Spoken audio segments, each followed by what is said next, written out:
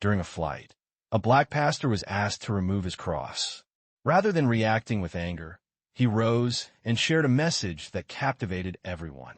It was a pleasant Friday morning in late April when Pastor Elijah Rowe entered Raleigh-Durham International Airport through the sliding glass doors, pulling a small black carry-on behind him. He wasn't hurried, never was. At 58 years old, Elijah possessed the composed demeanor of someone who understood that serenity wasn't achieved through haste. His flight to Albuquerque was planned with a connection in Kansas City, and Flight 287 would transport him through the initial segment. He was wearing a light cream linen shirt, dark slacks, and worn brown shoes that had been present at numerous potluck dinners and hospital rooms beyond measure. However, what distinguished him wasn't his attire. It was the small wooden cross resting softly against his chest. It wasn't ostentatious or large. No gold, no diamonds, simply a piece of carved wood. The edges softened by years of use. His grandmother had given it to him when he was 18, shortly before her passing. "Wear it when the world forgets who you are," she told him. He hadn't taken off since. At gate C-21, Elijah located a quiet corner seat and retrieved a notepad. He didn't prepare his sermons on a laptop. He favored paper, appreciating the sound of pen against page. This week's message concerned forgiveness, once more. He quietly chuckled to himself. "It feels as though I'm meant to continue sharing what I'm still discovering," he murmured, taking a sip of lukewarm coffee from a paper cup. The boarding call came promptly. He rose, offered a pleasant good morning to the gate agent, and proceeded down the jet bridge. He gave a brief acknowledgement to the flight attendant stationed by the door. A tall woman with a formal demeanor and a precise tone. "Seat 22, Elijah spoke quietly to himself as he walked down the aisle. A young man was already settled into 22B, wearing headphones and a hoodie. Elijah offered a polite smile and took a seat by the window. The boy didn't acknowledge him. That was acceptable. Elijah didn't require conversation to feel at ease. He positioned the cross against his shirt and continued writing in his notebook. After 15 minutes, the cabin door closed. The aircraft began to pull away from the gate. The standard announcements were made, followed by the familiar, somewhat jarring sound as the plane accelerated down the runway. Elijah murmured a brief prayer as the plane ascended into the sky. He was halfway through his outline on Luke 6 when a voice broke his concentration. "Sir," a woman's voice said from the aisle. "Sir, excuse me." Elijah looked up to see the same tall flight attendant from earlier, standing beside him. "Yes, ma'am?" he asked, his eyes gentle. She did not smile. "Could you please tuck your necklace into your shirt?" Elijah blinked. "My cross." She nodded. "We've received some complaints." He looked around, surprised. "From whom?" She replied quickly, "I can't disclose that. We simply request that passengers be considerate of items that may cause discomfort to others." He studied her face for a moment. There was no warmth in it, no opportunity for discussion. "I'm sorry," Elijah said slowly, "but this necklace isn't a display. It's my faith. It was my grandmother's." "Sir, I'm not attempting to argue with you," she said, her voice tightening. "I'm requesting that you please comply with a straightforward request so we can avoid any additional issues." "Is this an airline policy?" Her lips formed a thin line. "I need your cooperation," she stated. The young man in 22B adjusted his hoodie and looked at Elijah, then averted his gaze. Elijah kept his hands still on his notebook. He hadn't raised his voice, hadn't moved. "I'm sorry," he repeated, his tone even quieter this time. "But I won't be hiding it." The flight attendant released a breath through her nose, appearing visibly annoyed. "I'll be back," she said, and then turned and left. Elijah leaned back in his seat and looked out the window. Below them, the clouds spread out, a vast expanse of brilliant white. He touched the cross carefully, his thumb tracing the worn rim. This feeling wasn't unfamiliar, not precisely. Yet it felt altered, as if something had changed, though he couldn't yet identify what. The flight continued, and so did their discussion. The drink cart was 2 rows behind when she returned, without a smile, without warmth. She maintained the same rigid posture and that precise, formal tone, making each word feel like a protocol rather than an exchange. "Sir," she repeated, standing before Elijah's row, her arms now crossed. "I must ask you once more to secure the necklace." A woman, 2 rows above, expressed that she finds it objectionable. Elijah didn't reply immediately. He observed her intently. Her name tag indicated C. Densmore. Her uniform was immaculate, with not a single thread amiss. She repeatedly looked at the other passengers, seemingly searching for support or an observer. He focused his gaze forward. In row 20, a woman wearing a blue blazer and large sunglasses remained fixedly ahead. She didn't look back, didn't move restlessly, simply waited. "I understand what you're saying," Elijah responded steadily. "But I am innocent. I haven't spoken to anyone. I'm simply sitting here quietly. Why is this necklace causing a problem?" Claire Densmore's jaw tightened. "This isn't concerning your silence. It's important to be thoughtful. If someone finds something you're wearing upsetting, it's fair to ask you to modify it," Elijah stated calmly. "If someone is offended by my faith, I don't believe that gives them the right to suppress it." At that point, her tone changed. A hint of her composure faded. "You're being uncooperative," she said, her voice rising. "I am asking you respectfully, but you are being confrontational," and several heads turned. A woman situated 2 rows back extended into the aisle, observing. A man seated across from Elijah shifted his position to gain a clearer view. Elijah's pulse quickened, though his expression remained unchanged. He glanced toward the young man in 22B. The kid had retrieved his phone, subtly, not overtly. Screen angled upwards, thumb poised above the record button. "I'm not trying to provoke anyone," Elijah said, speaking deliberately. "But I won't conceal my cross. I won't take it away to accommodate another person's ease. I apologize." Claire expressed her disapproval. "Then we may have to escalate this," she stated firmly. "You're refusing to follow a directive from a flight crew member. That's a federal offense," someone exclaimed. "Are you serious?" Another voice inquired from a few rows back. A middle-aged man with a salt and pepper beard leaned into the aisle. "He's literally just sitting there," he observed. Claire disregarded him. "I'm going to inform the captain," she declared, maintaining eye contact with Elijah. "We'll handle this when we land." "Of course," Elijah responded. She turned and walked away again, this time with a quicker pace, speaking quietly to another flight attendant as she moved past the drink cart. The ensuing silence felt heavy. Elijah remained still in his seat, his pen still held between his fingers. The pages of his sermon notes shifted gently in the airflow from the overhead vent. Then a quiet voice emerged. "Sir," the boy beside him whispered, almost lost in the plane's hum. "I'm recording, just so you know, in case they attempt anything." Elijah slowly turned his head and offered the boy a thankful nod. "Thank you," he said softly. "I saw everything," the boy added. "She's way out of line," Elijah smiled slightly. "Sometimes it's not about the cross. It's about the person wearing it." The boy remained silent, but glanced down at his phone, which was still recording. 3 rows back, an older black woman whispered something to the person beside her. Her gaze met Elijah's for a brief moment. She offered him a subtle nod, as if acknowledging his presence and understanding his situation. That gesture carried weight.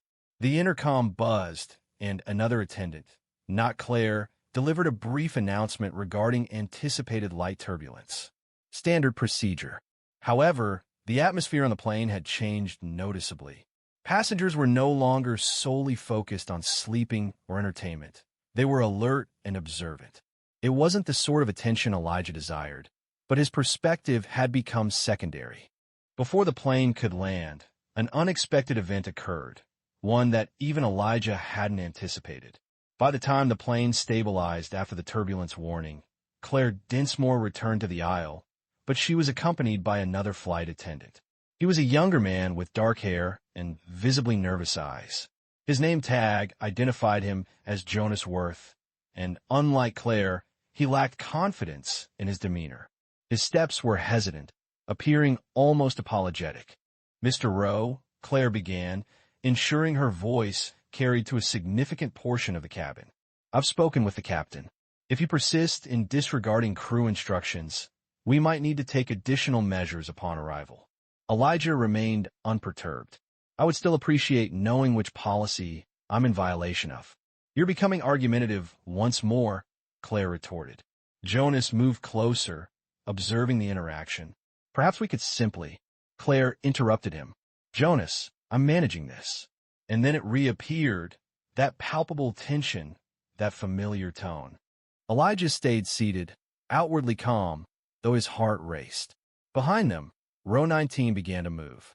I don't see why he should be made to conceal his cross, a woman with curly red hair and a noticeable Wisconsin accent stated.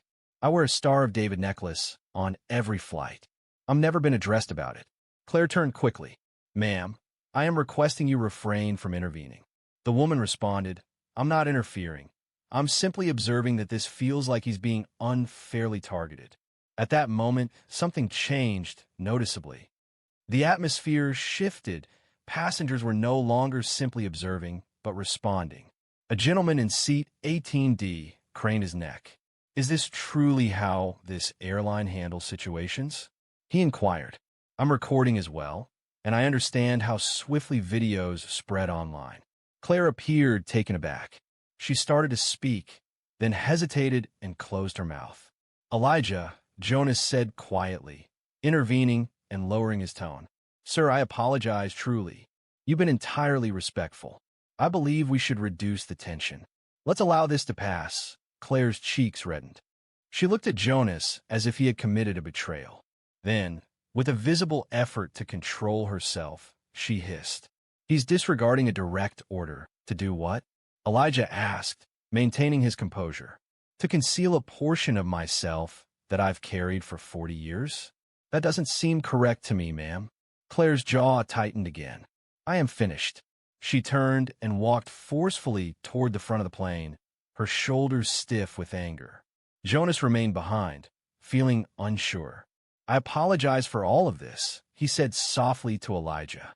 I believe she misinterpreted the circumstances, she responded. I think she understood perfectly, Elijah said calmly. She simply didn't approve of what she observed. Jonas lowered his gaze, then looked away. The cabin stabilized, but a feeling of unease lingered. Passengers murmured along the aisle, with some visibly shaking their heads. A cough broke the silence. The boy in 22B continued filming. Then Elijah took an unexpected action. He rose to his feet. Without raising his voice or gesturing, he stood in the confined area near his seat and angled himself so those in the surrounding rows could hear. I don't often speak in public spaces such as this, he began, his voice steady but quiet. But I believe it's important to say something. One by one, people turned to look at him. I'm a pastor, he continued. I serve a small church in Durham. This cross, he raised it carefully between his fingers, was a gift from my grandmother. She experienced events that many of us only read about. She advised me to wear this when the world attempted to define me. A brief silence followed. I have not removed it since her funeral. My reason isn't that I believe it improves me, but that it serves as a reminder to remain compassionate. Even when I am not shown kindness, a person in 24C covered their mouth. Another individual in 20F audibly sniffled. I understand not everyone shares my beliefs. I acknowledge and respect that, but I am certain I have acted appropriately. I remained still, adhered to every guideline, and attempted to be courteous, even when I felt diminished. He addressed Jonas directly. I do not require being asked to leave this flight. I pose no danger. I am merely a man traveling home to deliver a sermon on forgiveness on Sunday. The atmosphere on the plane was subdued, yet sometimes silence conveys more than words ever could, and the quietness wasn't going to last much longer. Claire had not reappeared since she departed. The whereabouts of Eleanor remained uncertain, whether she was in the galley, visibly upset, or once again speaking with the captain. It was unclear. However, the atmosphere in the cabin had shifted. It wasn't just one person standing. Instead, a sense of reality had permeated the space, manifesting in every hushed exchange and fleeting look shared among those seated within 30 rows. Elijah quietly resumed his seat, as if finishing a chapter in a novel. He sought no accolades and craved no validation. He simply released a breath. The young man next to him ceased recording, though he kept his phone in hand. "You sure you're pastor?" he inquired softly, a slight smirk playing on his lips. Elijah laughed. "Some Sundays I question it myself," he admitted. The young man chuckled and glanced at his phone screen. "That's already being shared. People need to hear things like that." A few minutes elapsed. Following that, the woman in the blue blazer, the one Claire had mentioned complained about, gradually turned from 2 rows forward. Her sunglasses were now removed. She appeared to be in her mid-50s, with a tense expression, yet there was a gentleness about her. I remained silent. She spoke in a matter-of-fact tone. Elijah lifted his eyebrows. "Mom, I never said I was upset. I didn't mention your necklace." The atmosphere became quiet once more. Several passengers who had been listening seemed interested. "She simply inquired if I was all right," the woman added, and I replied that I hadn't observed anything. "Are you suggesting Claire wasn't truthful?" Someone murmured behind Elijah.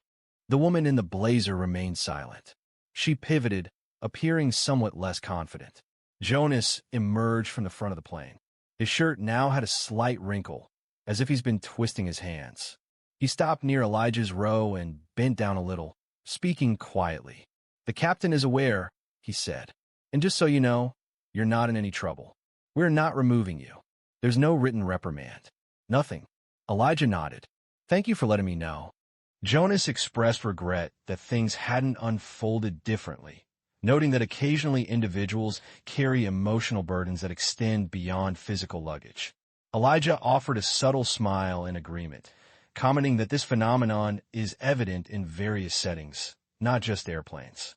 Jonas paused, then continued, "I'm not sure if this is inappropriate, but would you be comfortable with me attending your church sometime? I used to go when I was younger, but it's been a long time."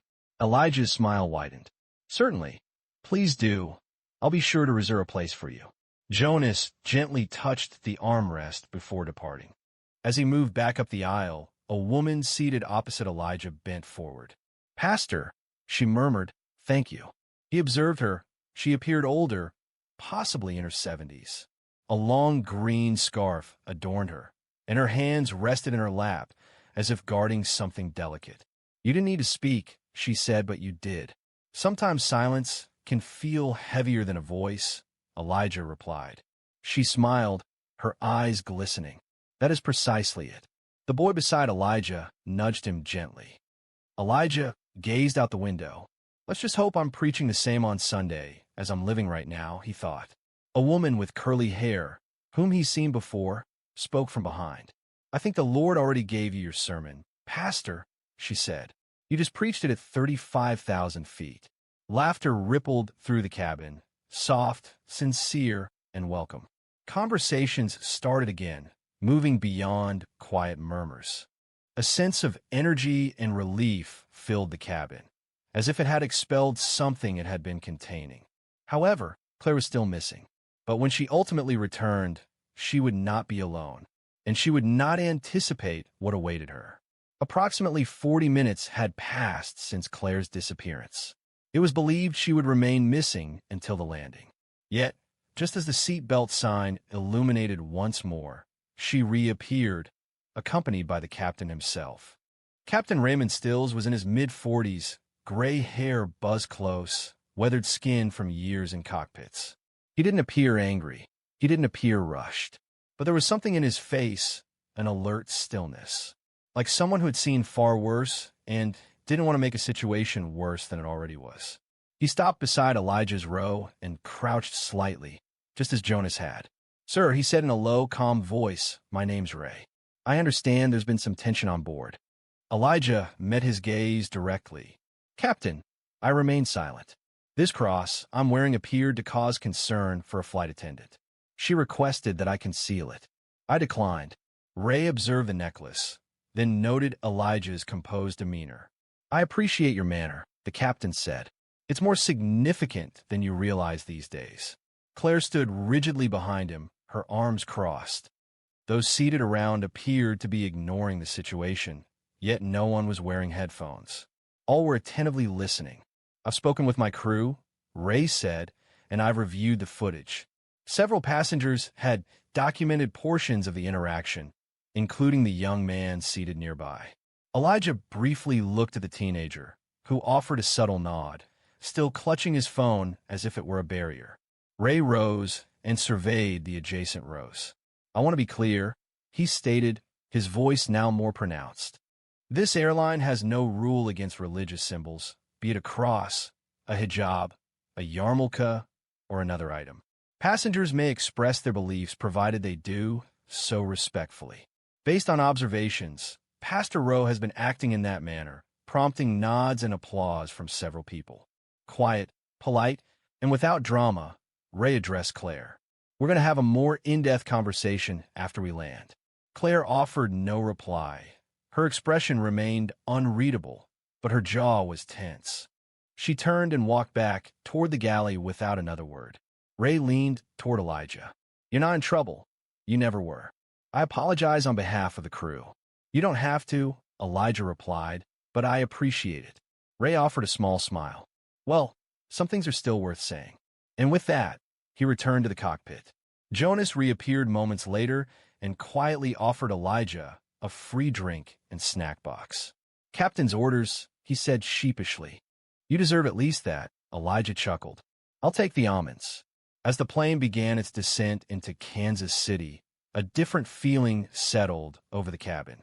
People were chatting again, not nervously but openly. Two men who hadn't spoken the whole flight were now exchanging church stories.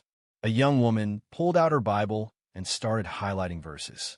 A toddler across the aisle waved at Elijah, and his mother mouthed, "Thank you."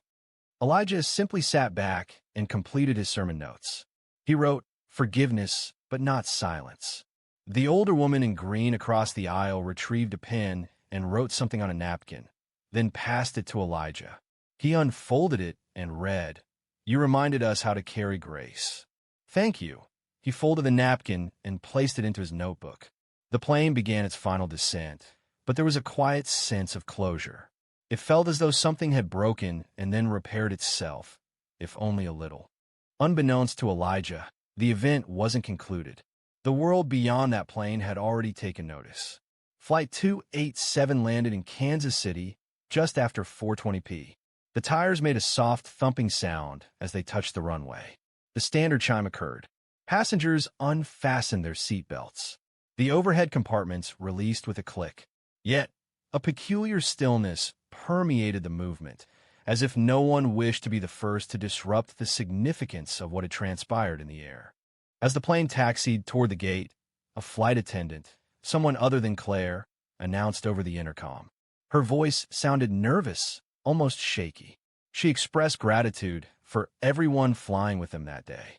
For those continuing their journey to Albuquerque, boarding would resume shortly after a brief pause. Elijah waited patiently. He consistently prioritized allowing others to disembark first. He remained seated with his hands resting on his notebook, his cross still noticeable as the aisle emptied. When he eventually stood to collect his bag, Jonas greeted him at the plane's front. "Sir," he stated, "there are 2 airport officers just outside the jet bridge. They're not here for you. They simply want to speak briefly with the crew and take a statement." Elijah raised an eyebrow. Was someone pressing charges? "No," they replied, but once the footage started spreading, someone tagged airport security, then a few others. "I suppose people are watching." Elijah stepped off the plane and into the fluorescent-lit walkway. 2 officers stood to the side, but neither approached him. They spoke softly with a woman holding a clipboard, presumably a gate supervisor. Jonas acknowledged him with a nod and returned to the aircraft. Inside the terminal, Elijah located a quiet seat near the window. He retrieved his phone for the first time in hours, revealing 30 new messages, missed calls, and a voicemail from his assistant at the church. However, a notification at the top of the screen caught his attention. A video had gone viral. It was the recording from the teen in seat 22B, now shared on TikTok, Twitter, and YouTube. The caption stated, "Flight attendant attempts to embarrass pastor for wearing a cross." See his response. It had over 800,000 views and was increasing. Elijah watched only a few seconds. The video showed him seated calmly, Claire standing over him. Her voice was sharp, his reply quiet and steady. Then it shifted to his impromptu speech, the cross visible between his fingers. He turned the phone face down. He disliked attention, always had.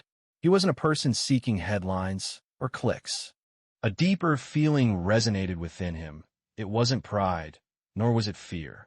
It was the weight of being observed. A few minutes passed, and the teenager from 22B approached him. "Hey," the boy said, slightly winded. "I'm getting off here. My layover is in KC. I just wanted to say thanks again for not reacting negatively." Elijah smiled. "You accomplished more than I did." "You spoke the truth," the kid laughed. "No, man, you experienced it. I simply captured it on video." He extended his hand. "I'm Tyrell, by the way." "Elijah," they responded, shaking hands. The boy departed, his phone still in his hand, now with a more upright posture. Elijah reclined and rubbed his eyes. The day's burden began to weigh heavily on him. Immediately, his phone vibrated, displaying a message from his assistant. The church board viewed the video. They requested he address the matter on Sunday. Discussions about it were widespread. He rested his head against the terminal window. Outside, a plane was ascending. The engines created a powerful roar. The sun had descended just enough to illuminate the wings in gold. This was not what he had envisioned. He had come seeking tranquility and found himself amidst turmoil. Yet, perhaps storms were not always intended to be averted. For sometimes, the most profound teachings begin well before the formal setting and resonate far beyond the conclusion of a journey. Sunday morning arrived sooner than Elijah anticipated. He stood behind the pulpit at Grace Fellowship in Durham, the same location where he'd delivered sermons almost every week for the preceding 18 years. However, this time, the atmosphere felt altered. The seating was more densely filled. Unfamiliar faces occupied the pews, some from different churches, and others seemingly from nowhere. Phones were already capturing video before he began speaking. He chose not to start with scripture this time.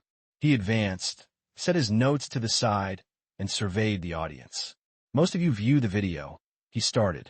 "Some of you shared it, while others placed calls. Some expressed anger. Some inquired why I didn't shout, why I didn't call her out, why I didn't fight back." He paused, allowing the atmosphere to become still. "I've considered that as well. I've been reflecting on it consistently since." There were no microphone issues, no sounds of discomfort, just a quiet stillness. I remained composed on that plane, not from a place of fragility or fear, but because I've experienced enough to understand that the most prominent voice isn't always the most powerful.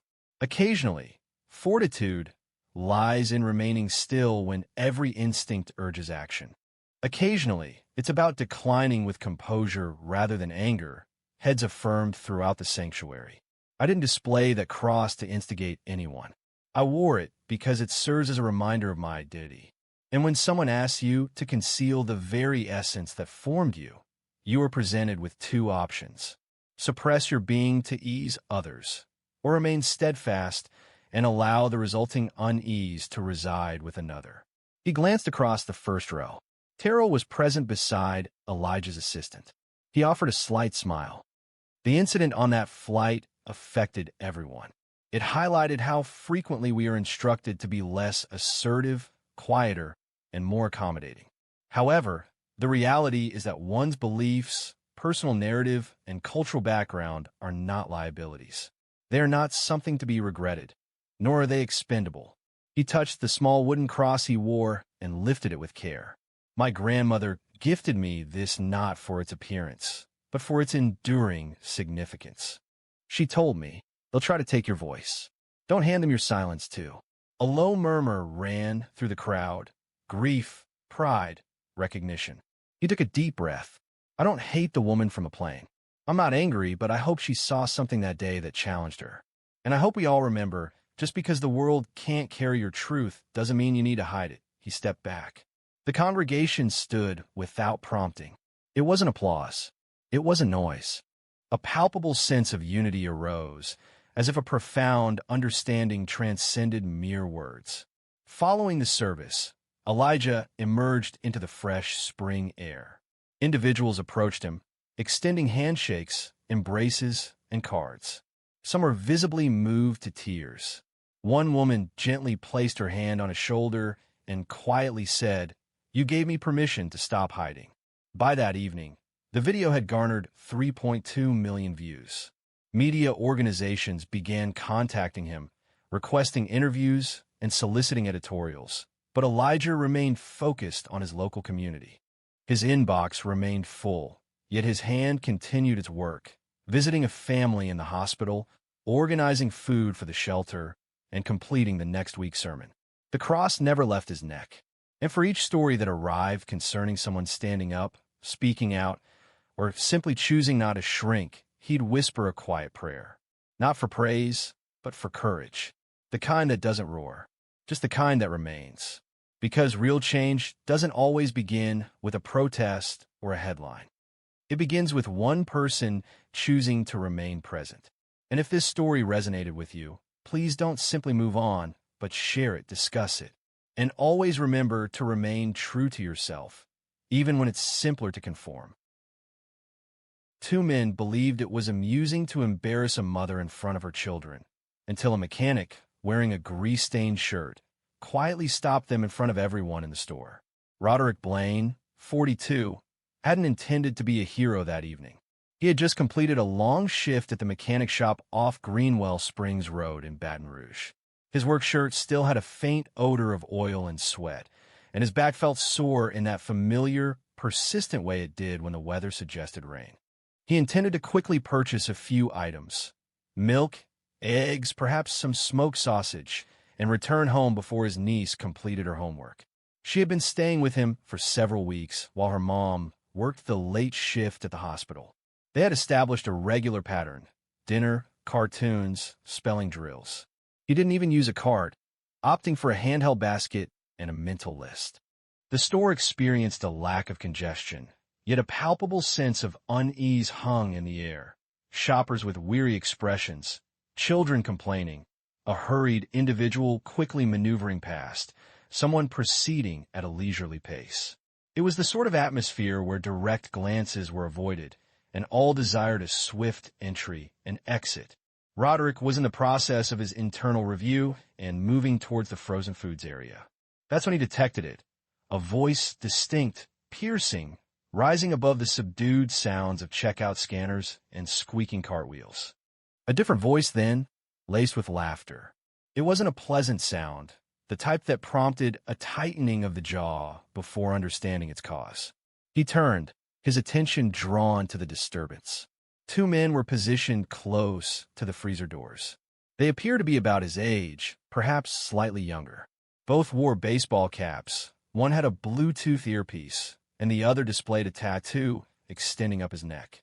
Their posture seemed relaxed, but their voices did not match. They weren't shouting, but they were acting. A young woman, likely in her early 30s, stood nearby. She was wearing a faded hoodie and attempting to manage two children, a toddler in the cart and a boy around 7 years old holding on. Her daughter was upset. Her son looked down at the floor. The woman held her Snap card tightly. Roderick initially struggled to understand every word the men spoke, but their tone conveyed their message. They said she should have waited for a man before having so many children. He thought she likely had a different partner for each child. The man with the earpiece quietly laughed, shaking his head as if the woman were a joke. Roderick halted. He stood there, 2 feet from the frozen peas, one hand still holding his basket. He observed the woman's shoulders become rigid, her jaw tighten. However, she didn't acknowledge them. She focused on her daughter, gently moving the cart back and forth as if it were a cradle. Silence filled the space. No one intervened. He looked around the aisle. The sound registered. A teenage cashier briefly looked up. An older woman close to the produce section stood motionless, feigning interest in a label. The moment lingered, as if everyone hoped it would simply disappear. It did not. Roderick advanced. He didn't move towards the woman, nor towards the man. Just forward.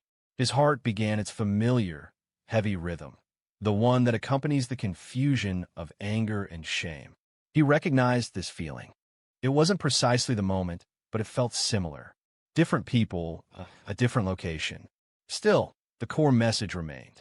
he observed as the young man gently pulled at his father's coat. "Father, may we simply leave?" He crouched down, murmured something into his ear. His voice was quiet, and his hands trembled slightly as he reached into his wallet. Silas paused. He wasn't one for conflict. Not since 1998. But something about that young man's tone. Something about the way he inquired, "Can we just go?" As if the disgrace was theirs, not the adult men. It evoked a feeling within. And suddenly, Roderick forgot about the milk and eggs. However, before he could speak, the man with the earpiece added something. A statement that halted Roderick again, this time for a completely different cause. The man with the earpiece remarked, audible to several shoppers in the aisle, that if she allocated less time to accessing food stamps and more to employment, perhaps she wouldn't require assistance. The delivery of his statement was significant. He spoke loudly, seemingly intending for the entire store to overhear. The impression was that he aimed to publicly shame her. Roderick's hand tightened around the basket, his knuckles turning pale. He remained positioned back, partially obscured by the end cap displaying canned soups. From his vantage point, he observed the woman's profile. Her cheekbones were prominent, her mouth set in a firm line. She refused to offer them the gratification of a reaction, yet her tension was palpable. Her son held her waist tightly, as if securing her position. The other man, identified by the neck tattoo, bumped his companion and scoffed, "Don't waste your breath. She's probably just going to sell that food to buy a new wig." Roderick blinked. He paused, thinking he might have misunderstood. But no, that was what he had said. Still, no one reacted. The teenage cashier averted her gaze. The woman examining the fruit labels now intently checked her phone. A young man pushing a cart filled with Gatorade steered clear of them, as if avoiding something he couldn't see. It felt as though everyone was attempting to vanish. The mother tried to remain composed. She didn't raise her voice, nor did she succumb to despair. She deliberately gave her card to the cashier, her gaze fixed on the small display as if her well-being hinged on it. The toddler had become still, aware of the strained atmosphere. Roderick released a deep breath through his nose. He was observing a woman being openly humiliated for needing assistance. A woman who, judging by her appearance, seemed to be simply attempting to manage the day with her children fed and her self-respect preserved. Two adult men, appearing as though they'd avoided regular employment for some time, seemed intent on shaming her. The situation felt disturbingly recognizable. He recalled a childhood memory of standing in line with his mother around the age of 8 or 9 at a grocery store off Plank Road. He remembered the burning embarrassment of the stairs back then, the way people looked when his mom presented food stamps.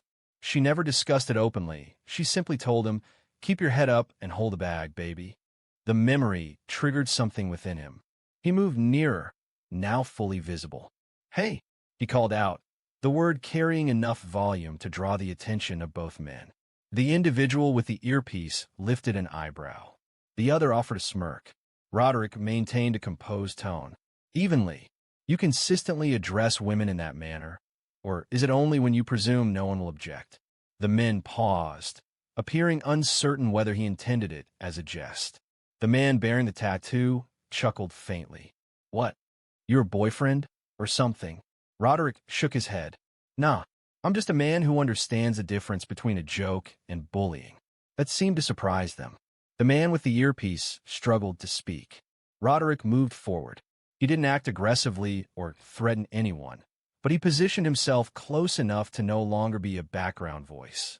Close enough that people in the aisle were now paying attention. You notice a woman with her kids. She isn't causing any trouble. She was simply attempting to purchase groceries. And you decided today was the opportune moment to display how insignificant you are? The neck tattoo guy rolled his eyes. "Man, mind your own business." Roderick didn't blink. "This is my business. Anytime I see a grown man harass a mother in front of her children as if it were entertainment, yeah, that's my business." A silence descended. Not the kind that signifies resolution. The kind that suggests a change has occurred. The woman remained standing at the register.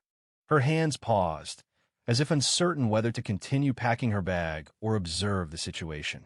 Her son looked up at Roderick, his eyes wide with confusion.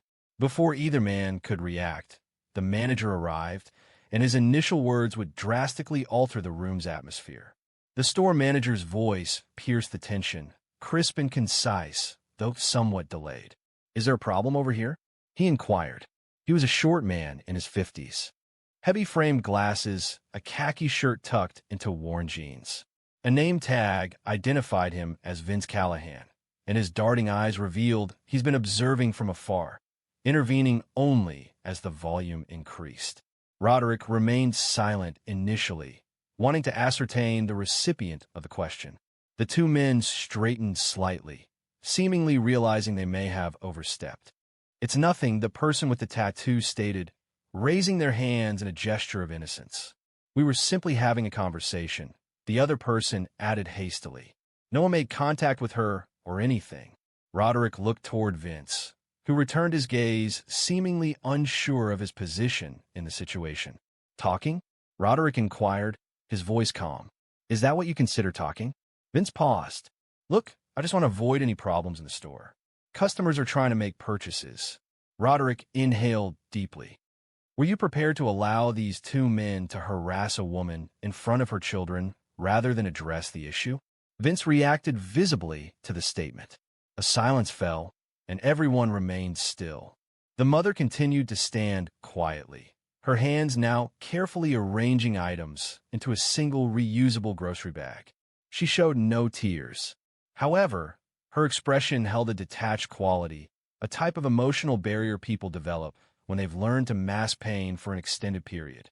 Roderick looked at her, then back at Vince. "This isn't about comfort, man. It's about right and wrong." The words weren't loud, but they carried. A woman a few feet away who had been picking out yogurt suddenly nodded and muttered, "He's right." Then someone else, an older man in a camouflage jacket, murmured, "Ain't no need to talk to a lady like that, especially not with her babies standing there." The tide was turning. The two men sensed it. The guy with the earpiece shifted uncomfortably. He stated, his voice quieter, "We didn't intend any harm. Just some playful interaction." Roderick turned, shaking his head gently. "If causing distress to someone attempting to nourish her children is your idea of fun, a serious self-assessment is necessary." He spoke with clarity, avoiding raised voices or dramatic displays, simply stating facts. The tattooed man muttered something almost inaudible and began to leave. His companion followed suit. Vince made no attempt to detain them. Roderick did not pursue them either.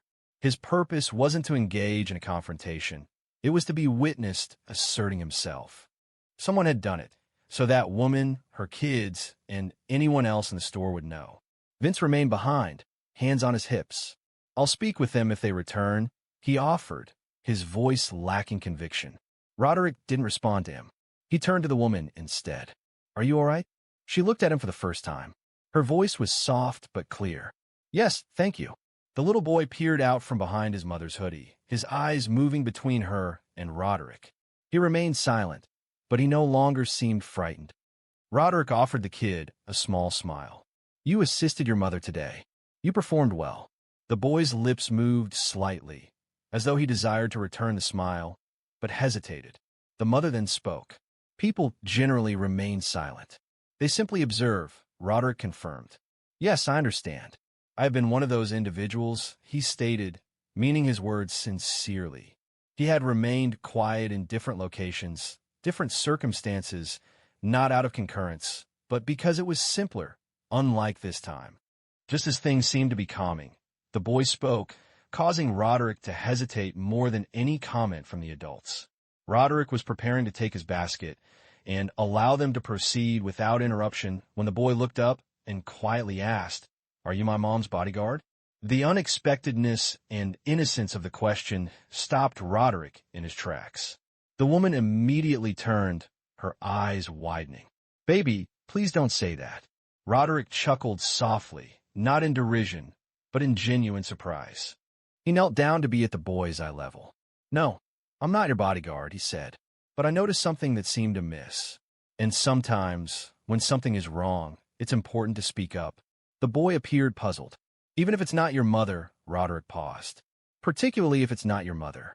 The mother retrieved her bag and reached for her son's hand. Say thank you, she murmured, her voice remaining calm, but detached. Thank you, the boy replied. His voice was softer now. Roderick rose, observing their preparations to depart. The toddler had fallen asleep against his sister's shoulder within the cart. The mother offered him a courteous nod, then refocused on her children and proceeded towards the door. Roderick remained standing for a moment longer, his basket dangling limply in his hand. His anger had subsided. He felt weary of encountering individuals who believed they could utter whatever they pleased to whomever, without repercussions. He was weary of seeing children learn those lessons without realizing it. He also felt frustrated by missed opportunities, moments that required the courage to speak up. He walked down the bread aisle, but suddenly everything felt wrong.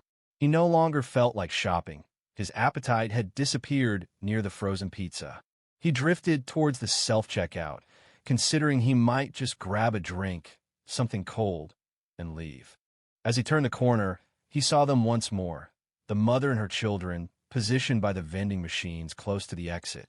She was searching her purse, likely looking for coins. Her son was sitting on the bench, softly rocking his sleeping sister. Roderick lessened his pace. A portion of him desired to continue walking. He believed he had already fulfilled his responsibility. However, something about her expression. It wasn't fear. It wasn't anger. It was weariness. The kind of weariness that doesn't dissipate with rest. The weariness that accumulates over years of being overlooked, criticized, and disregarded. He moved closer, deliberately. Got enough for the machine? He inquired. She looked up, visibly surprised. Oh, I was just checking if I'd change. She explained, adding, I told him he could choose a snack if he waited patiently. Roderick reached into his pocket and produced a few wrinkled dollar bills. Let me assist, he offered. She paused. I didn't request, she began, but he gently interrupted. You didn't. I'm offering, she finished. Her expression subtly hardened. It was pride. It mirrored the clothing his mother used to wear. It was the sort of person who prefers self-reliance, yet recognizes respectful assistance when it's provided. She nodded once, her movement now with less uncertainty. Her son selected a pack of cookies and a juice. Roderick inserted the payment and observed the machine's mechanical sounds as it dispensed the item, resembling a somewhat awkward expression of gratitude. What's your name? She asked. Roderick extended his hand. Tanya Wells. A tremor passed between them. A connection felt beyond a simple meeting. Her gaze settled on him, clear and unwavering, devoid of gratitude or obligation. Just even. No response was needed back there, she observed. I know, Roderick replied. But I didn't want your son to perceive that silence as typical, she confessed, pausing briefly before directing her attention to her boy, who was eagerly opening a package of cookies, as if it were Christmas. I hope he remembers your face, she said, and Roderick remained silent. He was at a loss for words. However, before he could leave, Tanya posed a question he hadn't anticipated, causing him to observe her and himself with a new perspective. You got kids? Tanya inquired. Roderick was taken aback by the question. It was delivered so casually, as if requesting directions. Yet, the underlying significance felt more substantial than the words suggested.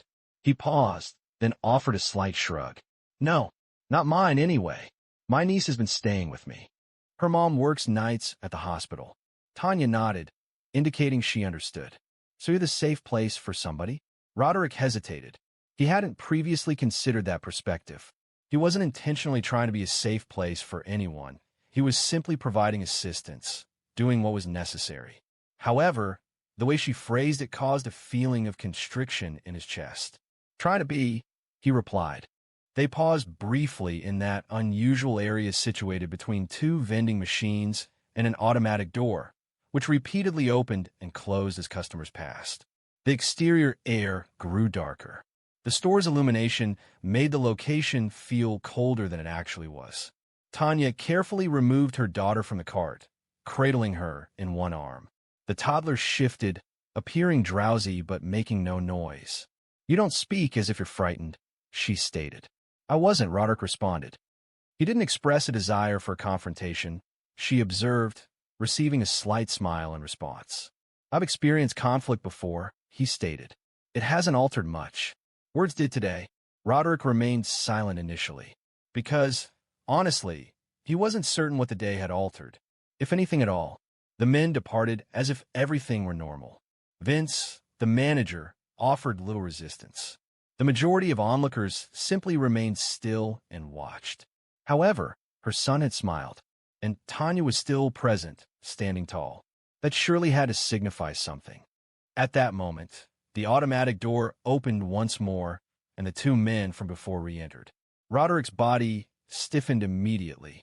Tanya's did too. She held her daughter closer. Her son slid off the bench and moved behind her, as if trying to disappear. However, the men didn't glance in their direction. They kept their gaze ahead, bypassed Roderick entirely, and proceeded toward the rear of the store. Perhaps they would return for beer. Or perhaps they had simply forgotten something. They remained silent. They avoided eye contact. They didn't even acknowledge our presence. Roderick didn't pursue them. He didn't need to. Tanya released a long, deep breath. I anticipated an attempt. "They will not," Roderick stated calmly. "Not tonight." A few feet away, the teenage cashier, the same one who had averted her gaze previously, was now maneuvering a small cart of returns toward the register. She halted as she passed Roderick. "I observed what you did," she said quietly. Roderick turned to her. She looked over at Tanya and her children. "I regret not saying anything," she thought. Roderick nodded thoughtfully. "You will next time." The girl offered a slight, almost self-conscious smile and departed. She made no attempt to turn back. Tanya looked down at her son. "Come on, dear." He clasped her hand, holding tightly onto the cookie pack. Roderick observed them as they walked towards the parking lot, the little girl now fully awake and rubbing her eyes against her mother's shoulder. Tanya glanced back once, their eyes connecting briefly. It wasn't a thank you. It wasn't a farewell. Simply a silent recognition, genuine and sufficient. He turned to depart, retrieving his overlooked basket, stepping back to do so. Yet, something felt altered. The eggs could wait. So too could the milk. As he walked out into the night, a personal realization sparked within him, a feeling connected to his past that he hadn't considered in years, triggering a memory with unexpected force. Roderick did not go home immediately. He remained in his truck in the parking lot, with the window rolled halfway down, allowing the warm Baton Rouge air to flow in as the sky transitioned from gray to black. The grocery store lights hummed behind him, fluorescent and seemingly without end, stretching long shadows across the parking lot. He gazed forward for a considerable time, his hands resting on the steering wheel, the engine off, not because he anticipated something, simply thinking, dwelling on a weighty feeling. That boy's question, "Are you my mom's bodyguard?" repeated in his mind, and the way Tanya had said, "You're the safe place for somebody." He hadn't anticipated either of those sentiments to linger, but they had. The recollection that surfaced wasn't dramatic or overwhelming. It was subtle and understated. Perhaps that's why it affected him so deeply. He was 10, waiting in line with his mother at a corner store just outside Port Allen. It was summer, and his shoes were 2 sizes too small. His mother had been working 3 part-time jobs since his dad left. On that day, her EBT card malfunctioned. The cashier, a man with a slicked-back mullet, told her to move aside. Publicly. Next, the man announced, "This woman can't pay." Roderick recalled hearing sighs and shuffles from the people trailing behind them. Someone even chuckled. His mother didn't shed any tears. She simply stood, attempting to understand where things had gone amiss. Her hands had shaken as she entered the numbers on the keypad. Her gaze remained fixed on the screen, as though intense focus might somehow resolve the issue. A man in a gray work shirt, a stranger standing behind them, moved forward and paid.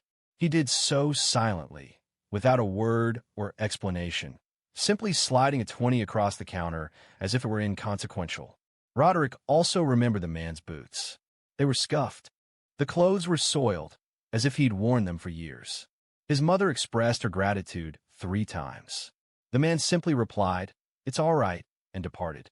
Roderick never forgot that. Not because of the money, but because for one moment someone chose to prevent his mom from feeling insignificant. And now, all these years later, he'd unknowingly become that man. He leaned back in his seat and rubbed his hands over his face. Safe place for somebody, he muttered, half to himself. He hadn't always gotten it right. There had been moments he remained silent when he ought to have spoken, instances where he averted his gaze. But tonight he did not, and that felt significant, not a resolution, but a beginning.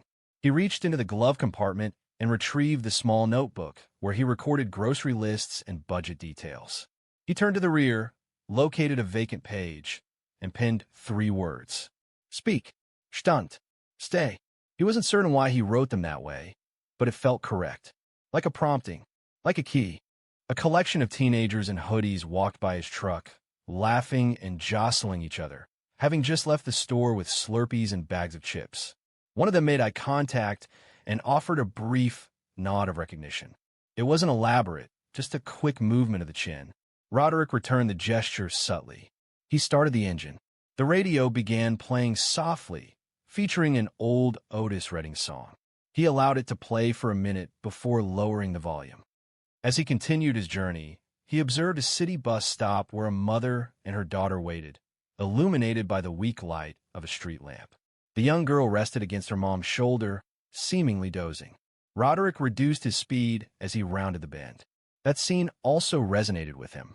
He thought of so many mothers in this area, striving to manage everything, holding on with worn-out resources, and bearing the burden of groceries, children, and societal expectations as if it were simply an obligation.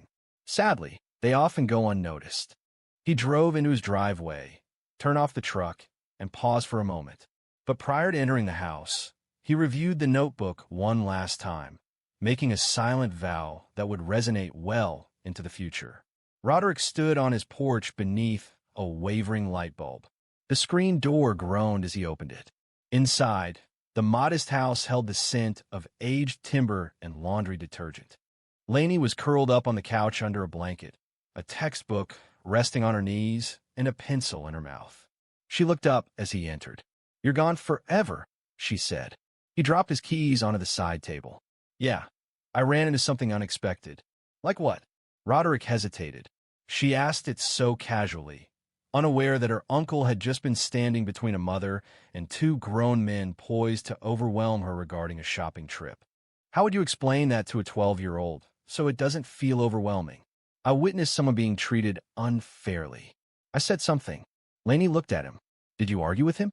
He chuckled, sounding weary. "No, it wasn't necessary." "Did it make a difference?" He nodded. "It did." Lainey returned to her book, as if that was a sufficient explanation, but Roderick remained standing. He found himself repeatedly recalling Tanya's expression, or her son's inquiry, or the realization that for a brief period that grocery store had served as a learning experience, not only for a frightened little boy or a weary young mother, but for all those within hearing distance, and for him. Roderick had previously believed that demonstrating courage meant confronting situations directly and forcefully, that unless it involved a significant display, it was inconsequential. However, tonight brought a shift in perspective. As his actions were met with silence rather than recognition, they did not become a popular topic. No phones were used. There were no news reports, no widely shared videos. Just a mother, a child, and a man who chose to act instead of remaining silent. Perhaps that's what the world needs, discreet actions that have a subtle impact. Ordinary individuals who recognize an injustice and voice their concerns, prioritizing integrity over apathy. He entered the kitchen and poured himself a glass of water. His hands remained stiff. He didn't notice until he placed the cup on the counter. Lainey's lunchbox sat on the counter. He opened it, almost automatically, to see if she's left anything behind. Inside, he found a half-eaten apple and a note he's written her earlier that morning. "You got this. I'm proud of you." He paused, looking at it. 4 short words on a sticky note. And she's kept it. That affected him more than he anticipated, because it reminded him that words don't need to be forceful to resonate. They don't have to be flawless to be significant. He returned to the living room, settled beside Lainey, and observed the math homework she was finding difficult. "Do you need some help?" she offered, silently passing him a pencil. While they solved the problems together, he looked at her, this small, brilliant, stubborn girl, unaware of how frequently the world would challenge her and how vital it would be to advocate for those unable to do so themselves. He wished she would retain this memory of him. He wanted her to recognize someone who championed another person, unrelated and undeserving of such action, yet still in need of protection. That's the essence of strength he hoped she'd see. After finishing the final problem, Laney looked up and said, "You're like one of the good guys, huh?" Roderick smiled, a genuine smile this time. He tried to convey. She nodded, seeming pleased. "Good." A silence fell between them. The television hummed softly in the background. A dog barked once from somewhere beyond, then fell silent. Roderick relaxed against the couch, allowing the stillness to descend. He wasn't obligated to act as a bodyguard. He simply needed to demonstrate that he cared. And for this evening, that was sufficient. Should you ever witness someone facing unjust treatment and feel compelled to intervene, honor that impulse. Offer a word. Take action. Even minor deeds hold significance. They instruct. They safeguard. They are important. If this narrative resonated with you, even slightly, please share it. Perhaps someone else needs to read this today. And if you haven't already, please subscribe. Real stories like this deserve to be shared. A $1 Million neighborhood was constructed on land that had been in his family for over a century. However, when Elijah presented a handwritten clause dated 1923, the entire development and every home within it legally reverted to his ownership. Elijah Jackson didn't require an alarm clock. For 30 years, he had woken naturally just before sunrise, made his coffee, and walked out to the back porch of his father's old farmhouse near Opelika, Alabama. From that quiet wooden deck, he had a clear view across the southern field, the very field where his great-grandfather Otis grew sweet potatoes in the 1930s, and where Elijah's own children had once played in the tall grass. But that morning, something was amiss. The ground felt altered. It trembled. Elijah peered into the distance. Beyond the trees, past the fence line, plumes of red dirt rose into the sky. The machinery was present, heavy, loud, and incongruous. He placed his coffee down and headed towards the sound. Reaching the ridge, he halted, stunned. 3 bulldozers were visible. Behind them, construction teams in hard hats and neon vests were marking the ground with flags, as if claiming it was unclaimed land. But it wasn't. He quickened his pace, the Georgia clay swirling up around his boots. "Hey," he called.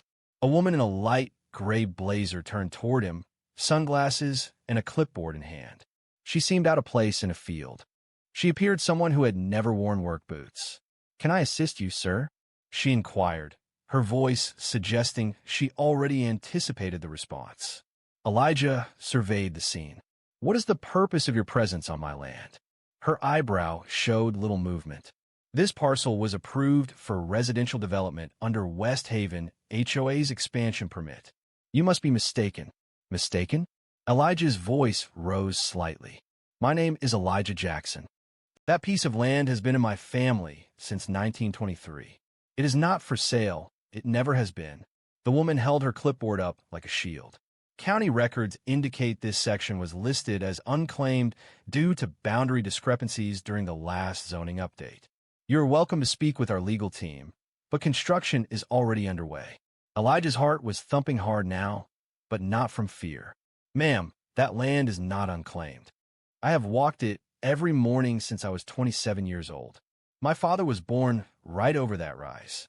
You're building on ground that holds more history than you could encompass with your permits." She offered a polite, empty smile. "Then I suggest you take it up with zoning and planning. We're moving forward." The machines revved louder behind her. Foundations were being dug. Trees that once shaded Elijah's childhood baseball games were now being stripped away root by root. He didn't yell. He didn't curse. He simply turned and walked back towards his house. His pace was slower now. Inside, he went directly to the cabinet above the fireplace.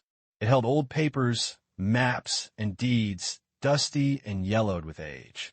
He recalled his father once saying Otis didn't trust anybody with this land, not even the government.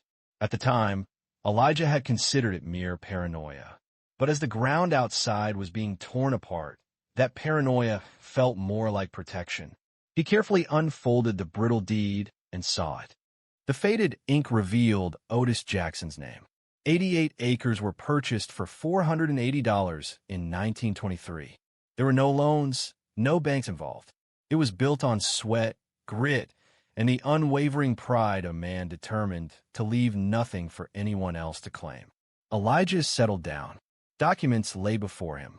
A growing unease began in his stomach. Something felt amiss. This wasn't simply a clerical error.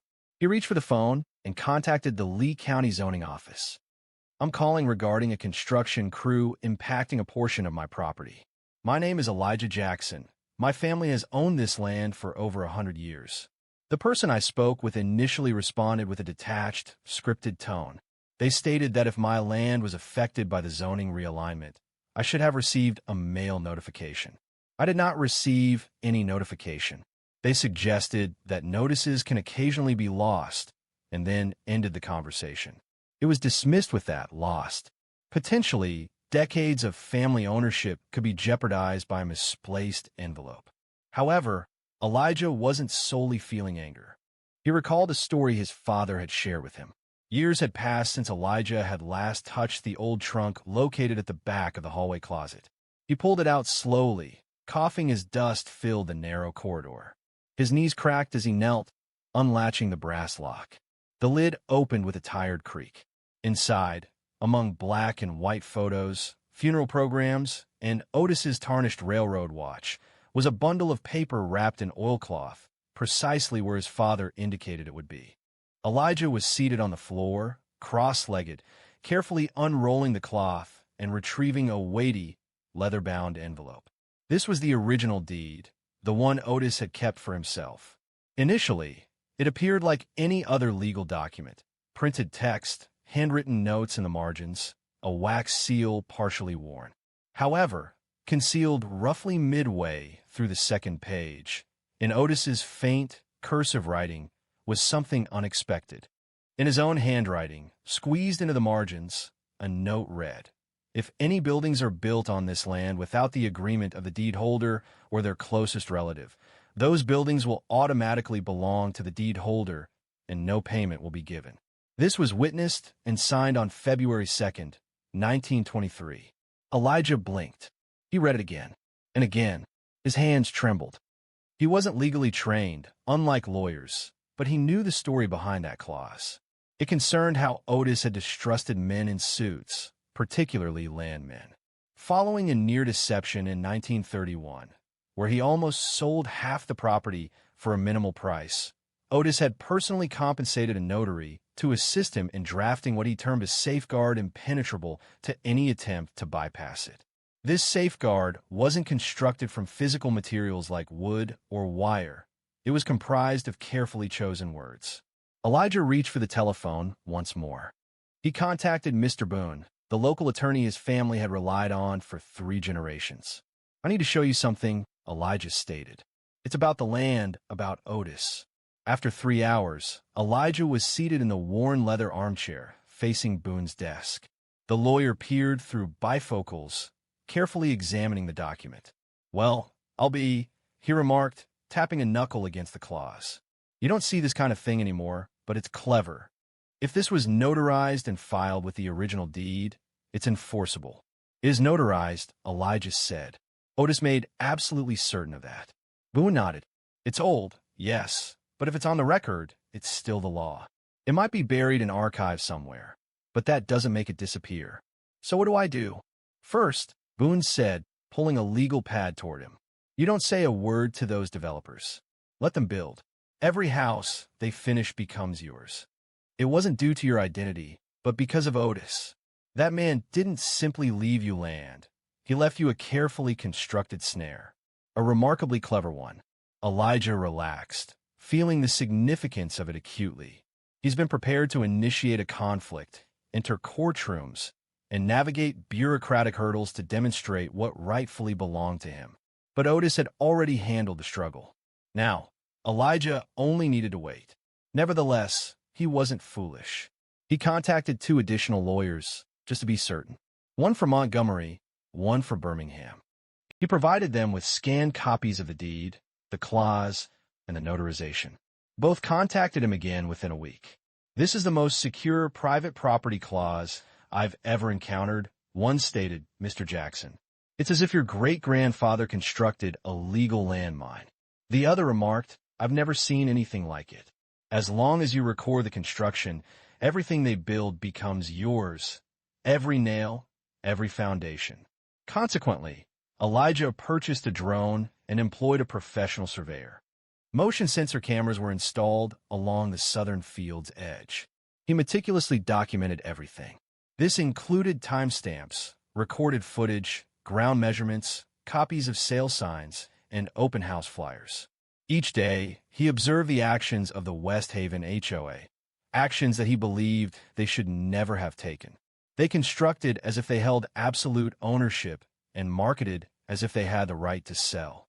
But Elijah understood the truth. And Otis? Otis had anticipated this day for 100 years. If the clause proved to be true, Elijah understood he had a single course of action remaining: to wait. Each morning, shortly after sunrise, Elijah would position himself on the grassy ridge, the site of the former barbed wire fence.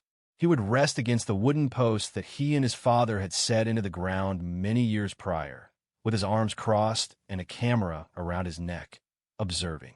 The land below was undergoing change.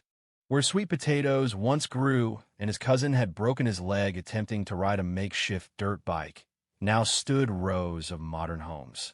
The exteriors featured vinyl siding in muted colors, fenced-in backyards, and driveways so smooth they didn't feel like they belonged in the country. It felt like watching someone else rearrange your childhood memories without permission. Roads were paved with names like Sycamore Lane and Sunset Walk. Pretty names, but lacking any history. Light poles were installed, sidewalks were poured, and even a cul-de-sac was added that cut right through the grove where Elijah's mother had planted muscadines. The HOA proceeded quickly. Too quickly. Within a month, foundations were set for 20 homes. Real estate agents began appearing on weekends, conducting open houses and offering guided tours to couples and retirees. Large signs near the front entrance announced, "Now selling," starting at $385,000. Elijah remained silent. He simply observed. He recorded everything. Daily drone footage was recorded. Close-up photos of property markers were taken. Videos documented workers pouring concrete, installing electrical lines, and setting frames. He organized all of this in a folder on his laptop labeled Otis's Revenge. Occasionally, a project manager or a site supervisor noticed him. Sometimes they waved. Once a man with a clipboard called out, "Morning," with forced cheerfulness. Elijah did not reply. His purpose was not to socialize. He was there to observe. Then Jessica arrived. Jessica Brenner. She remained consistently the woman she had always been, clipboard and blazer. Initially, she didn't recognize Elijah upon his reappearance at the ridge. However, within 3 weeks, she began to acknowledge him. On one occasion, she smiled and called out, "Still watching us, Mr. Jackson?" Elijah responded by raising his camera and photographing her. She did not smile again afterward. New houses appeared rapidly, like weeds spreading. The swift pace was unsettling. One day, there would be bare ground. 3 days elapsed, and the construction reached the stage of a complete frame and roof. By the close of the second month, 32 homes had been framed.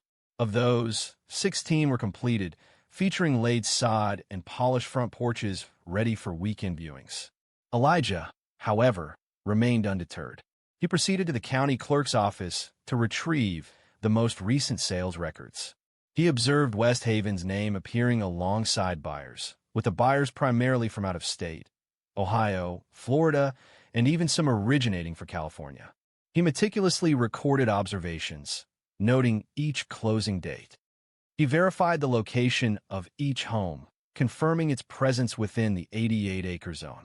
All residences were situated inside Otis's boundary. All of them. He even overheard Jessica one morning speaking on the phone while walking the site. She said, "Yeah, Phase 1's flying off the market. We're starting Phase 2 next month. No issues on our end."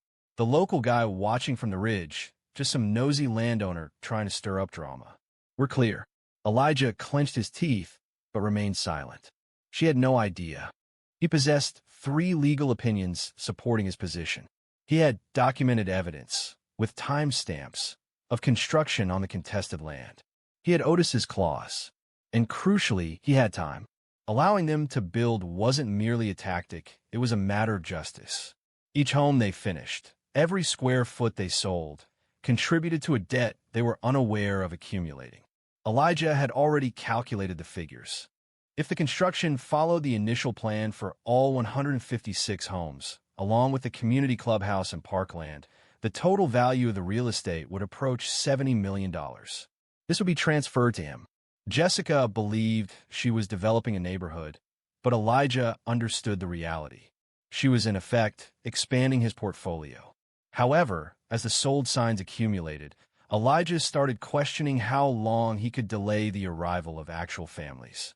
The first time Elijah observed children cycling on the newly constructed sidewalks, he experienced a disconcerting sensation in his chest.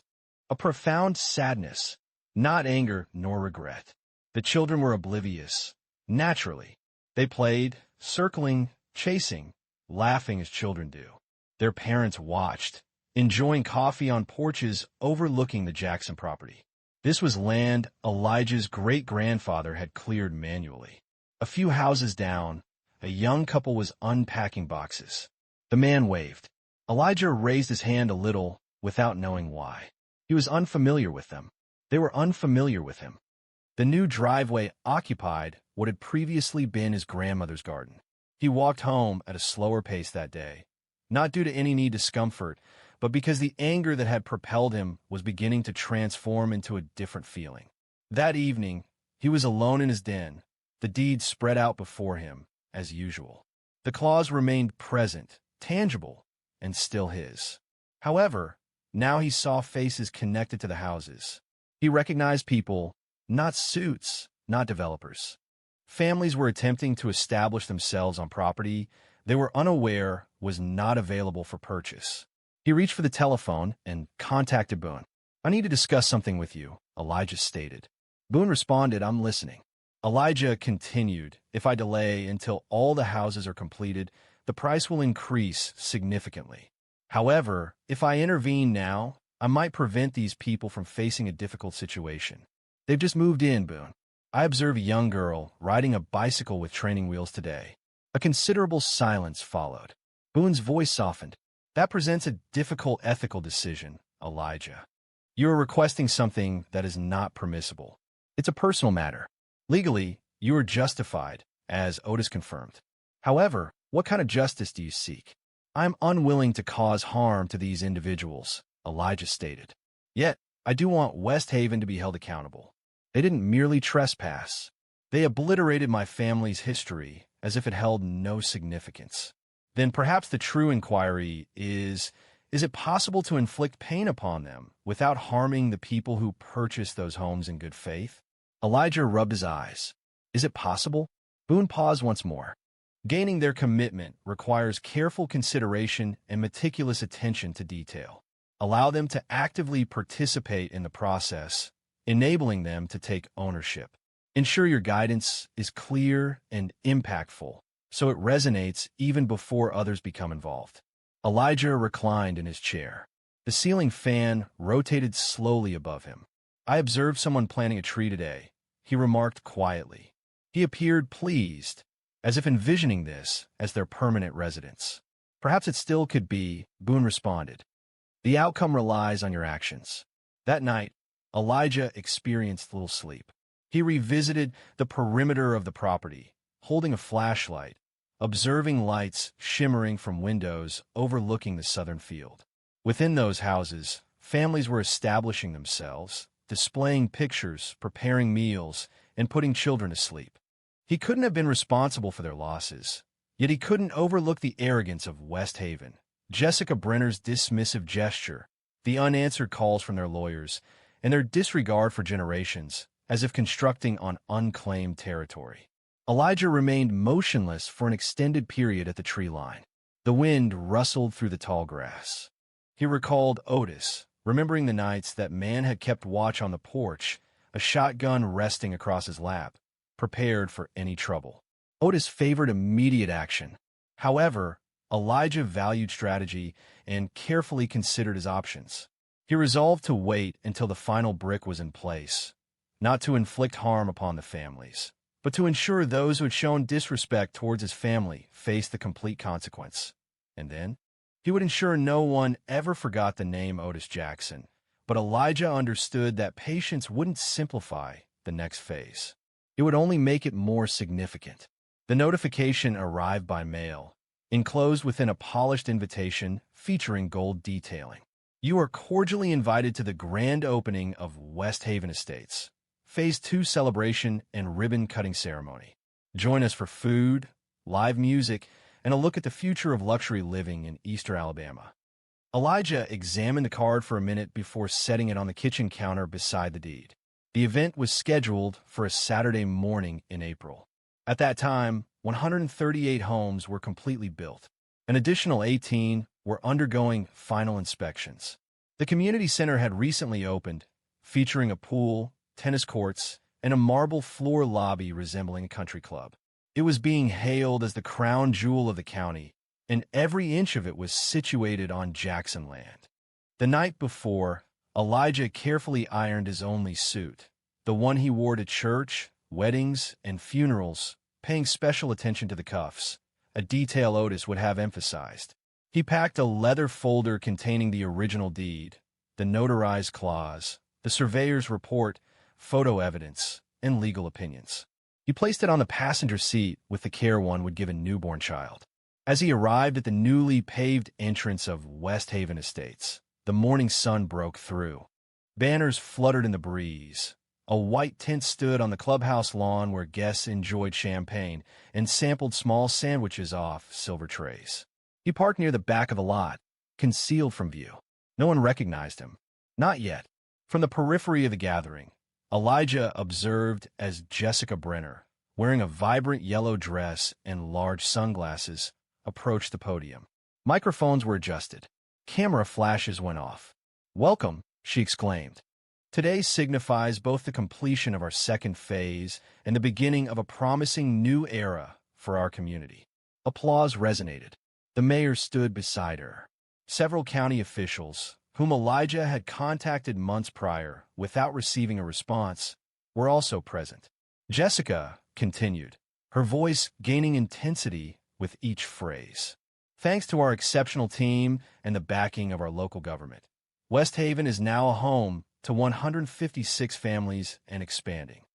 The string quartet played gently in the background. Elijah moved forward deliberately, the sound of his shoes on the gravel noticeable. Jessica looked towards him, but showed no reaction. Not yet.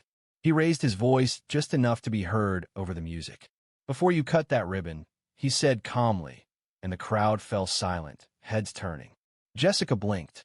"Mr. Jackson," she said, her voice strained. "This is a private event." "I understand precisely what this concerns," Elijah stated. "That is why I am present." The mayor appeared doubtful. "Could you please elaborate on the problem?" Elijah raised a leather folder. "I am Elijah Jackson. My family has held title to this land for more than 100 years, and every house, road, tennis court, and mailbox West Haven constructed sits on property that was never legally theirs." Murmurs of confusion rippled through the audience. Jessica moved away from the podium. "We pursued all legal avenues. A zoning error occurred some time back that you failed to fix," Elijah added, opening the file. "And significantly, this deed from 1923 includes a provision drafted by my great-grandfather. It specifies that any building constructed without permission transfers ownership to the deed's owner." He presented the document. A reporter, standing close, moved to photograph the page. Jessica's expression remained unchanged. "You're attempting to deceive us," she whispered. "That clause is invalid after this length of time." Elijah remained unmoved. I've had this examined by 3 lawyers. They all concurred. It carries legal weight. This land belongs to me, and everything constructed upon it as well. A man in a gray suit spoke quietly to Jessica. She visibly paled. The mayor cleared his throat. We might need to suspend the ceremony. Jessica faced Elijah again, her voice now firm. You observed. You monitored our construction, and you remained silent. I informed you on your initial visit that it was my land, he stated calmly. I saw you smile, and you called security, instructed me to speak with your legal team. So I did. A gasp came from behind you. It could have been a homeowner or someone else. Reporters were now gathering, with flash bulbs popping and pens writing furiously. Jessica appeared as if she'd swallowed glass. You'll never get away with this, she whispered. I don't have to get away with anything, Elijah replied. You passed the folder to me. He closed it carefully and stepped back. The ceremony was halted. No ribbon was cut. Elijah recognized this as merely the initial stage. The significant repercussions hadn't yet materialized. The following morning, Elijah's phone began ringing before sunrise. An unknown number appeared. He allowed it to proceed to voicemail. Subsequently, it rang again and again. By the afternoon, he had accumulated 12 missed calls for voicemails and 2 emails flagged as urgent from West Haven's legal team. By evening, the local news had broadcast a segment entitled Man Claims Ownership of Entire HOA Community. Is it legal? The anchor appeared bewildered. Elijah was not. He was at his kitchen table with Boone, examining the deed for what seemed like the 100th time. The wording hadn't changed. The ink remained faded but legible. Boone reclined. They are panicking. They constructed $1 million project on land they didn't own. You possess every advantage. That night, West Haven's president telephoned directly. Elijah didn't recognize the voice. He had never communicated with the man previously, but he detected the strain. Mr. Jackson, I believe it is time we consider a resolution. We are keen to resolve this matter swiftly and discreetly. The current media coverage is not beneficial to anyone involved. We are ready to provide you with appropriate compensation for the land's assessed value, alongside a goodwill premium. Elijah didn't react with laughter, though it was evident he was restraining himself. You're suggesting a payment equivalent to the land's previous worth, prior to the construction of the luxury neighborhood? That's a significant offer. It feels like an offensive proposition. Elijah stated, you didn't simply relocate Earth. You sold property you didn't own. And now you wish to purchase it at a reduced price after you sold it for millions? Silence followed, and Elijah could hear the breathing on the other end. Controlled. Stiff. We could challenge this, Mr. Jackson. You could. Elijah concurred. But every home you constructed is already sold. Every buyer now has to question who owns their house. You wish to fight? That will be complicated, costly, and public. Another lengthy pause. We'll be in touch. The line disconnected. 2 days later, the formal offer arrived via courier. The offer included $4.2 million for the land, a non-disclosure agreement, and a confirmation that Elijah would relinquish all claims to the structures built. Boone reacted with disbelief, nearly choking on his coffee. I've seen offers disguised as bribes before, but this is exceptional, he remarked, pushing the proposal away. Elijah remained silent, his attention fixed on his neighbor's children, using a trampoline recently installed where his grandfather used to park his tractor. He was unwilling to have those children displaced. He was unwilling to have those families hurt. However, he also would not allow West Haven to escape with minimal consequences. Therefore, Elijah prepared a response. He refused the offer, requesting the complete assessed value for each sold home and unsold lot, reduced by a 10% discount for a comprehensive settlement. He pledged not to initiate eviction or repossession, but stipulated that West Haven must cover the legal expenses for each homeowner requiring a revised deed. He insisted on ownership of the community center, parks, and all remaining properties, requesting $61 million. There were no restrictions on speaking publicly, and a public apology was required. Jessica did not contact anyone. Her name was absent from any new official communications, though Elijah received reports. She was reportedly on leave. Some believe she had been dismissed, while others said she resigned. Regardless, the dispute had escalated to the boardroom. During the following 4 weeks, legal representatives from both parties met almost daily. Boone and Simone were seated opposite West Haven's corporate counsel, meticulously negotiating while Elijah largely observed the proceedings. They explored various approaches, proposing a reduced sum, hinting at arbitration, and even implying Elijah had knowingly permitted construction to proceed. Elijah remained composed, stating, "You built on my land. I didn't request it. I cautioned you against it. You disregarded me." Ultimately, West Haven conceded. The concluding agreement was finalized 6 weeks after the unsuccessful ribbon cutting. Elijah's total compensation amounted to $54 million, along with ownership of the community clubhouse, the undeveloped lots, and complete legal authority to oversee the correction of homeowner deeds, ensuring no families were displaced. The settlement was formally revealed at a public press conference. Elijah made brief remarks, expressing gratitude to his great-grandfather for his vision and noting that the past occasionally safeguards the future. He departed quietly, avoiding any media attention or interviews. A desire for tranquility remained. However, Elijah wasn't complete. He needed to ensure Otis's legacy represented something greater than retribution. The funds didn't alter Elijah, not in the anticipated manner. He continued to reside in the familiar house, the aged farmhouse where he'd spent his childhood, where his mother's cooking had permeated the walls with the aroma of fried okra, and where Otis's hammer marks were still evident in the doorframe. He didn't purchase a new truck, didn't relocate to a larger city, didn't install fencing around the land. He did, however, create something tangible. Several months following the agreement, Elijah utilized a segment of the funds, approximately $18 million, to purchase an additional 40-acre parcel of land situated 10 miles east outside the town of Tuskegee. This was land that had remained unclaimed for decades. He designated it the Otis Project. Working alongside local contractors, teachers, and community leaders, Elijah initiated the construction of what he envisioned as a unique neighborhood, designed not for financial gain, but for individuals who had previously been excluded from residing in areas like West Haven. The homes were offered at cost, with mortgage support integrated into the program, and applications were evaluated with empathy rather than relying solely on credit scores.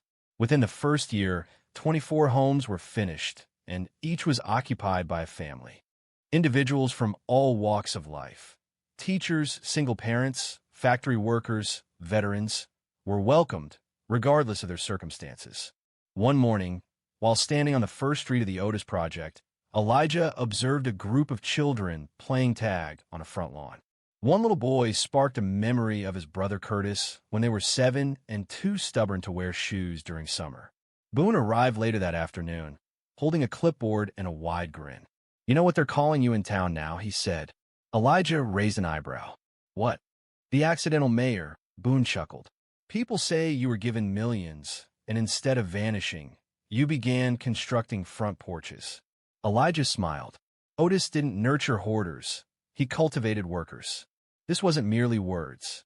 Elijah utilized a portion of the remaining funds to establish a community center in Opelika, offering complimentary tutoring programs, job placement assistance, and a garden where seniors instructed children on cultivating tomatoes that weren't purchased from a grocery store. He also transformed the former West Haven Community Clubhouse, which he now legally owned, into a shared resource center, renaming it Jackson Hall. The tennis courts were made available for complimentary lessons to local young people. The pool offered dedicated swim times for seniors 3 mornings each week. While the Homeowners Association initially disapproved, the homeowners themselves greatly appreciated the changes. Initially, a small number of residents distanced themselves from Elijah, fearing he would seize their homes and viewing him as an adversary. Eventually, they understood that he didn't intend to dismantle what they had established. He simply desired recognition for the work his family had previously undertaken.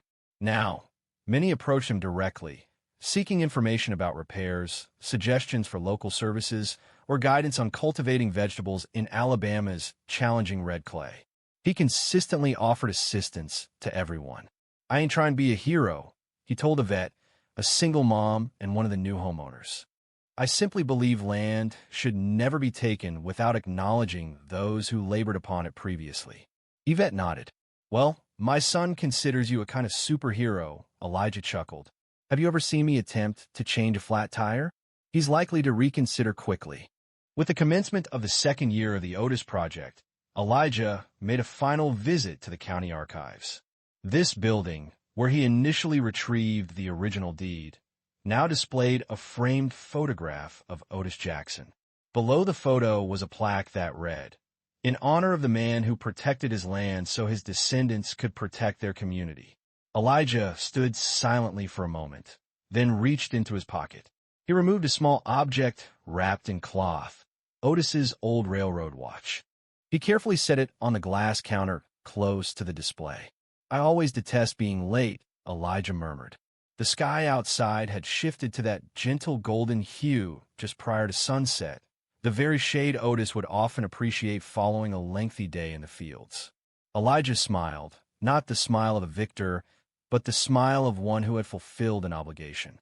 For ultimately, the clause wasn't simply about preventing thieves, it was about ensuring no one overlooked those who preceded them. And now, the land was speaking once more, its voice stronger than the sound of the bulldozers. If this narrative resonated with you, please consider subscribing.